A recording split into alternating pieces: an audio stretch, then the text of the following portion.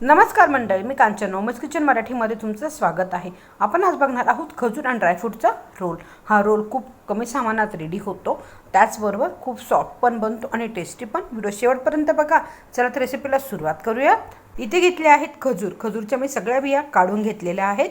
त्याचबरोबर इथे काही काजू बदाम बारीक कापून घेतलेले आहेत आणि खसखस घेतलेले आहे। ही बर्फी आहे ना, खूप कमी सामानात रेडी होते।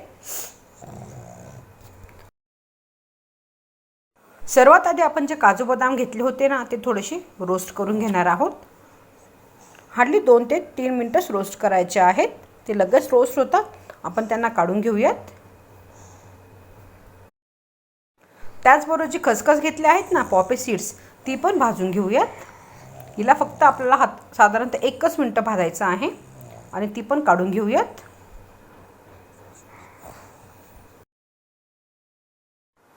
1 टेबलस्पून इथे तूप टाकलेलं आहे। तेवढंच तूप आपल्याला इथे लागणार आहे। त्यामध्ये मी टाकणार आहे आपला खजूर, आणि खजूर आपण तेलावर चांगला फ्राय करून घेणार आहोत, साधारणतः 3 ते 4 मिनिटासाठी।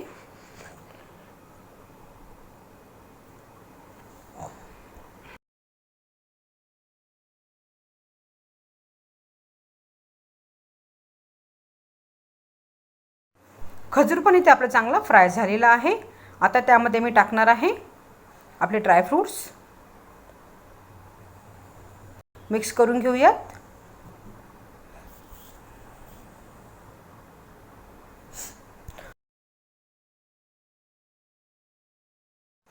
आपला जो खजूर आहे ना, चांगला फ्राय झाला आहे। तो मी एका ताटात काढून घेणार आहे आणि त्याला आपण थोडंसं थंड करून घेऊयात।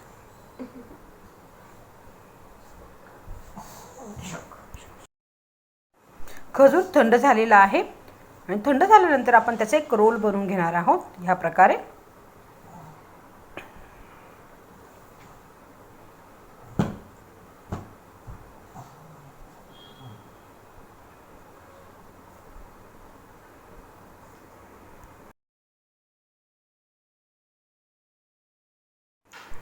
आपण जे खसखस भाजून घेतलेलं आहे ना, ते आता रोलला लावणार आहोत। खसखस थोडी ताटात पसरून घेणार आहोत ह्या प्रकारे।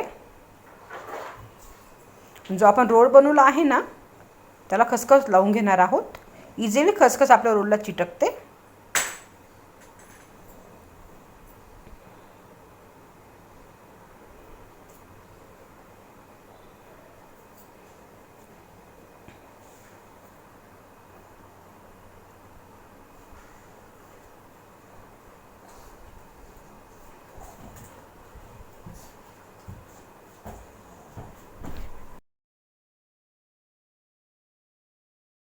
इथे मी एक बटर पेपर घेतलेला आहे। तुम्ही ते सिल्वर फॉइलचा पण यूज करू शकतात। आणि त्यामध्ये हा तर रोल करून घ्यायचा आहे आणि फ्रीजमध्ये ठेवणार आहे साधारणतः अर्धा ते 1 तासासाठी, म्हणजे जो आपला रोल आहे ना, छान सेट होईल।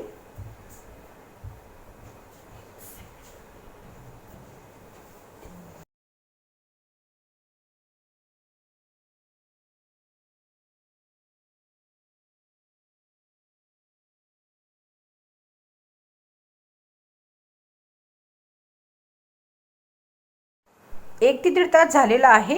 आता हे जे रोल आहेत ना, छान सेट झालेले आहेत। आपण त्यांना कापून घेऊयात। कापल्यानंतर त्याचा बटर पेपर आपण काढून घेऊयात। हे इझिली कट पण होतात।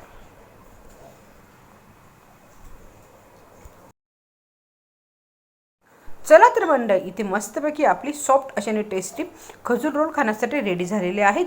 ही रेसिपी खूप पटकन बनते, त्याचबरोबर टेस्टी पण। तुम्ही रेसिपी घरी जरूर ट्राय करा आणि तुमचे अनुभव माझ्यावर शेअर करा। नवमिस किचन बघितल्याबद्दल धन्यवाद।